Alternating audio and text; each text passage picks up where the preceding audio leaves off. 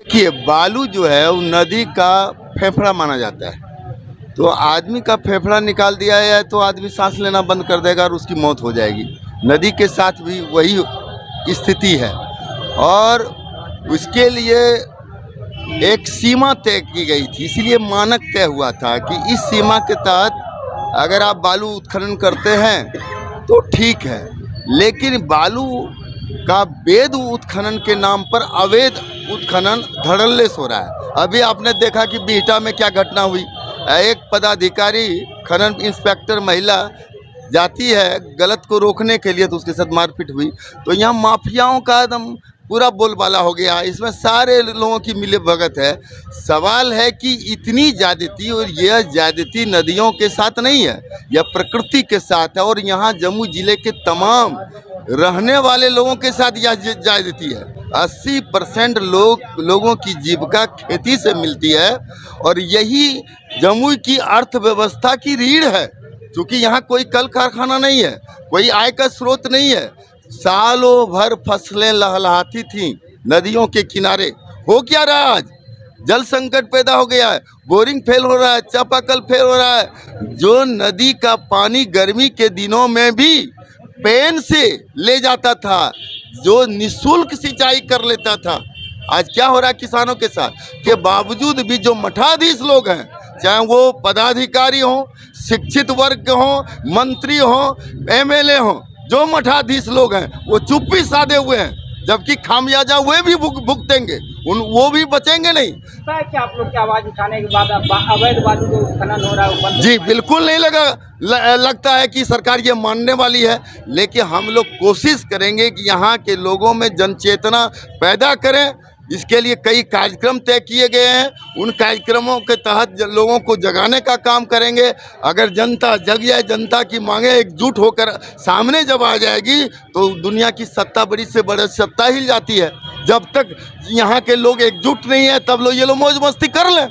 मेरा नाम जमादार सिंह, मुखिया ग्राम पंचायत राज लोहा, प्रखंड सोनोर। सरकार जब जल जीवन हरियाली योजना एक तरफ चला रही है और एक तरफ नदी का उत्खनन करके जल को का लेयर जो है उसको कमज़ोर कर रही है, नदी को बर्बाद कर रही है, तो सरकार को तो मतलब इसके प्रति प्रशासन को सरकार को जागरूक होना ही पड़ेगा।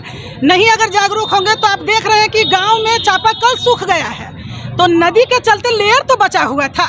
एक तरफ जल जीवन हरियाली की बात करते हैं, सरकार तरह तरह की योजनाएं चला रहे हैं और एक तरफ नदी का उत्खनन कर करके मतलब जल का, नदी का अस्तित्व ही मिटा देना चाहते हैं। मान लिया जो उत्खनन होना चाहिए एक लिमिट रूप में, वो नहीं हो रहा है, लोग उसी का विरोध कर रहे हैं। ये नहीं कर रहे हैं कि जो नदी से बालू उठाव हो रहा है उसका विरोध किया जा रहा है। उत्खनन की जो सीमा होनी चाहिए लीगली, वो नहीं है, वो बहुत ज़्यादा अंदर तक, गहराई तक खना जा रहा है, जिसके कारण नदी का जो मतलब पानी है वो खत्म हो रहा है। इसका विरोध हम लोग कर रहे हैं। आप लोग धरना पे बैठे हुए हैं, दूसरी तरफ सरकार नए नए जगह पे बालू उत्खनन को लेकर नियमावली नहीं करेगी, तो क्या लग रहा है? हम लोग बालू उत्खनन के खिलाफ नहीं हैं। हम लोग जल बचाओ, नदी बचाओ, पर्यावरण बचाओ के साथ हैं। हम लोग को जम्मू जिला में किसानों को बचाना है, बालू का अवैध खनन को रोकना है।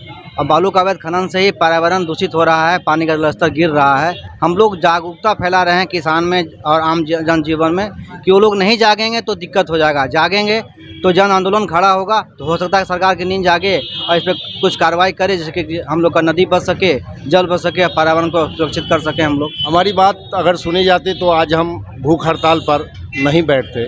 आज भूखे पेट की क्रांति हम कर रहे हैं और आज सरकार गूंगी बहरी होकर बैठी हुई है। बेतरतीब नदियों का खनन जारी है और सरकार की दमनकारी नीति जो माइनिंग पॉलिसी के रूप में थोपा गया है बिहार को, उसके कारण नदियों का अस्तित्व ही मिटने वाला है। सिर्फ नाम की 22 नदियां जम्मू जिले में रह गई है। और आप कहें तो सरकार ने जाम से निजात के लिए एक बाईपास का निर्माण करवा दिया है। आप नदी पूरे जम्मू जिले के सारे जगहों पर चले जाएंगे, बालू नहीं है, आप गाड़ी ड्राइव कर सकते हो। और एक अघोषित बाईपास का निर्माण सरकार की दमनकारी नीतियों के कारण हो चुका है। और नदी में इस तरह से दोहन नदियों का किया गया है, नदी किनारे की किसानों का, रैयत ज़मीनों का किया गया है कि अब सबसे बड़ा प्रलय जो सामने है वो जल प्रलय है। वह दिन दूर नहीं है। अगर सरकार नहीं जागी और हम लोग इसी तरह जान देते रहे तो एक दिन हमारी सभ्यता, जिस तरह मोहनजादरो और सिंधु घाटी सभ्यता विलुप्त हो गई, वैसे किउल नदी सभ्यता जमुई जिले से विलुप्त हो जाएगी और इतिहास के पन्नों में दर्ज हो जाएगी। और इस नीतियों के खिलाफ हम आमरण आंदोलन करते रहेंगे जब तक हमारे हलक में सांस है। अब हम लोगों का किसानी ख़त्म हो जाएगा। किसानी तभी होता है जब पानी रहता है।